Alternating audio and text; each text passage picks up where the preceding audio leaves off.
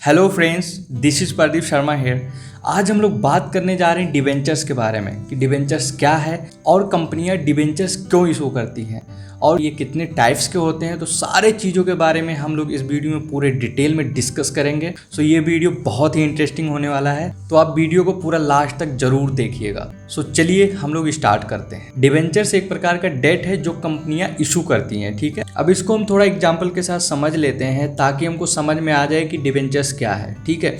अब जैसे देखो, हम लोग को जब भी पैसों की ज़रूरत होती है तो हम किसी रिलेटिव के पास या किसी फ्रेंड सर्कल के पास कहीं भी जाके इधर उधर से पैसे लेते हैं। अगर हमें वहाँ पे पैसे नहीं मिलते हैं तो हम लोग क्या करते हैं, सीधे हम लोग बैंक के पास जाते हैं और बैंक के पास जाके हम लोग लोन लेते हैं, ठीक है। लोन लेते हैं और उसका इंटरेस्ट पेमेंट हम लोग करते रहते हैं। तो अब इसका क्या मतलब हो गया कि हम लोगों ने डेट लिया, यानी कि कर्जा, एक प्रकार का कर्जा है। तो हम लोगों ने बैंक से लिया और उसका जो इंटरेस्ट होता है हम लोग उसे पेमेंट करते रहते हैं। तो बस सेम इसी तरीके से डिबेंचर्स है। डिबेंचर्स भी एक प्रकार का कर्जा है जो कंपनियां लेती हैं। जैसे बड़े बड़े इन्वेस्टर्स हो गए, हम लोग हो गए, पब्लिक लोग हो गए, इन लोगों से पैसा लेती हैं और उनको इंटरेस्ट के रूप में पेमेंट करती रहती हैं। अब इसको भी हम लोग थोड़ा समझ लेते हैं कि कंपनियां डिबेंचर्स क्यों इशू करती हैं। अब जब भी कभी भी कंपनियों के पास पैसों की जरूरत पड़े तो वो क्या करेंगे, जैसे उनके पास इक्विटी है, वो या फिर इक्विटी बेच करके जो फंडिंग मिलता है उसको ले सकती हैं। लेकिन क्या होगा, इससे उनका जो शेयर होगा, शेयर होल्डिंग उनका किसी और के पास जाएगा, यानी कि पब्लिक के पास। जो भी वो शेयर बाय करेंगे तो उनके पास उनका अधिकार चला जाएगा उस कंपनी का जो उनके पास होता है, ठीक है। अब दूसरा ऑप्शन होता है कि वो बैंक के पास जाएं। बैंक के पास जब भी जाते हैं वो लोग, तो क्या होता है, लोन जब भी लेंगे तो उनको इंटरेस्ट पेमेंट करना पड़ेगा। तो वो इंटरेस्ट होगा काफ़ी ज़्यादा हो जाता है, 12-13%, जो भी वो पेमेंट उन्हें ज़्यादा करना पड़ता है। तो वो पेमेंट उन्हें कुछ ज़्यादा ही महंगा पड़ता है। और उसके बाद बहुत सारे क्राइटेरिया होते हैं बैंक की तरफ से जो उन्हें पूरा करना पड़ता है, उसके बाद जाके उन्हें लोन मिलता है। तो ये सारे प्रॉब्लम आते हैं जब भी वो बैंक से लोन लेने के लिए जाते हैं। तो ये दोनों चीज़ें काफ़ी महंगा पड़ते हैं कंपनियों को, ठीक है, जो कि कंपनियां ये दोनों चीज़ें नहीं करना चाहती। तो अब तीसरा ऑप्शन क्या आता है, बॉन्ड्स या डिबेंचर्स इशू कर दें पब्लिक में और उनसे फंडिंग ले लें और अपनी कंपनी में जो भी करना है वो कर लें उस फंडिंग से, ठीक है। ये ऑप्शन आता है। अगर आपने बॉन्ड्स का वीडियो नहीं देखा तो आप पिछला वीडियो जाके देख सकते हैं। बॉन्ड्स के जितने भी टाइप्स हैं और बॉन्ड्स क्या है, तो सारी चीज़ें हम लोग बॉन्ड्स के बारे में पूरा क्लियर किए हुए हैं, तो आप जाके देख सकते हैं उस वीडियो को। हम आज इस वीडियो में केवल डिबेंचर्स के बारे में बात कर रहे हैं। अब डिबेंचर्स फायदेमंद क्यों होता है कंपनी के लिए। अब देखो, ये जब भी डिबेंचर्स इशू करते हैं तो पब्लिक में आईपीओ के जरिए इसका भी आईपीओ आता है। जैसे किसी कंपनी का आईपीओ आता है, सेम उसी तरीके से इसका भी आईपीओ आता है, ठीक है। तो अब डिबेंचर्स में क्या होता है, कंपनियां बैंक के कंपैरिजन में कम इंटरेस्ट पे ही इशू करती हैं, जो कि उनके लिए काफ़ी फायदेमंद साबित होता है। अब देखो, पब्लिक को फ़ायदा कैसे होता है।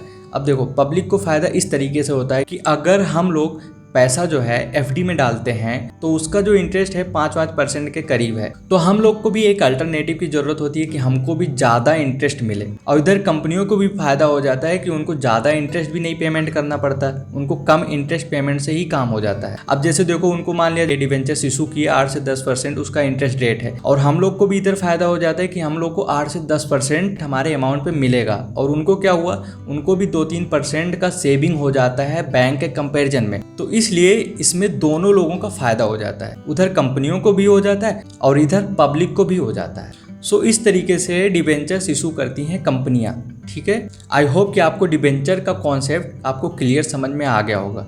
चलो अब हम लोग डिबेंचर्स के टाइप्स के बारे में बात करते हैं और इसे आसानी से समझने की कोशिश करते हैं। वैसे डिबेंचर्स भी कई प्रकार के होते हैं, तो चलो हम लोग एक एक करके सारे डिबेंचर्स के बारे में जानने की कोशिश करते हैं। चलो सबसे पहले आता है secure debentures and unsecured debenture. Secure debentures में क्या होता है कि कंपनियां कोलेट्रल रखती हैं, जब भी कंपनियां बैंकरप्ट हो जाएं तो उसको बेच करके पब्लिक को दिया जा सके। कोलेट्रल मतलब एक्स्ट्रा सिक्योरिटी या एक्स्ट्रा एसेट, ऐसा भी कह सकते हैं हम लोग। तो उसको बेच करके पब्लिक को दिया जा सके अगर कंपनी बैंकरप्ट होती है तो। और अनसिक्योर्ड में क्या होता है, अनसिक्योर्ड में कोई भी ऐसा कोलेट्रल नहीं रखा जाता, कोई भी ऐसा सिक्योरिटी नहीं रखा जाता, उसमें किसी भी प्रकार की सिक्योरिटी नहीं होती है। तो ये एक रिस्क फैक्टर होता है एक इन्वेस्टर के लिए। उसके बाद आता है convertible debentures and non convertible debentures. Convertible debentures में क्या होता है कि एक फिक्स पीरियड के बाद वो शेयर्स में कन्वर्ट हो सकता है, उसमें क्लियर मेंशन होता है जब भी आप इन्वेस्ट करने जाते हो तो। और नॉन कन्वर्टेबल डिबेंचर्स में क्या होता है, वो किसी शेयर में कन्वर्ट नहीं हो सकता। उसके बाद आता है registered debentures and bearer debentures. अब इसमें क्या होता है, रजिस्टर्ड डिबेंचर्स में क्या होता है, जब भी आप डिबेंचर्स बाय करते हो तो उसमें आपके नाम का एक रजिस्टर्ड बनता है जिसमें बाकायदा आपका नाम, एड्रेस और भी सारे चीज़ें उसमें मेंशन होते हैं। ठीक है, तो इसमें क्या होता है कि अगर आप फिक्स पीरियड के पहले ही बेचना चाहते हो तो कंपनी से आपको सारा नाम, एड्रेस, ये सब पता चेंज कराना पड़ेगा, फिर जाके आप सेल कर सकते हो। अब बियरर डिबेंचर्स में क्या होता है, बियरर डिबेंचर्स में ऐसा कुछ भी नहीं होता, वो डिबेंचर जिसके पास होता है उसी का हो जाता है।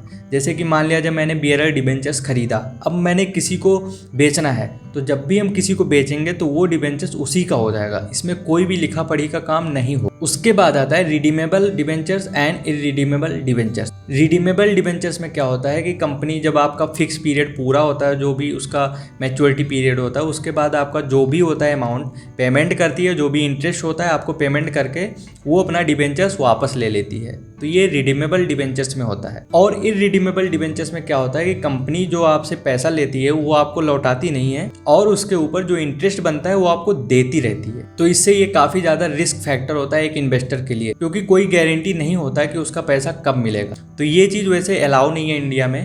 उसके बाद आता है first debentures and second debentures. First debentures में क्या होता है कि जब भी कंपनी बैंकरप्ट होती है तो वो जितने भी सामान होते हैं, जितने भी एसेट्स होते हैं, तो सारा चीज बेच करके सबसे पहले पेमेंट इनका होता है। और सेकंड डिबेंचर्स में क्या होता है, तो इसमें क्या होता है जैसे जो शेयर होल्डर होते हैं और भी सारे पेमेंट करने के बाद उसके बाद इनका सेकंड डिबेंचर्स वालों का नंबर आता है। सो आई होप कि आपको क्लियर हो गया होगा कि डिबेंचर्स क्या है और कंपनियां क्यों इशू करती हैं और डिबेंचर्स कितने प्रकार के होते हैं। सो अगर आपको ये वीडियो पसंद आता है तो लाइक करें, शेयर करें, सब्सक्राइब करें, कमेंट करें।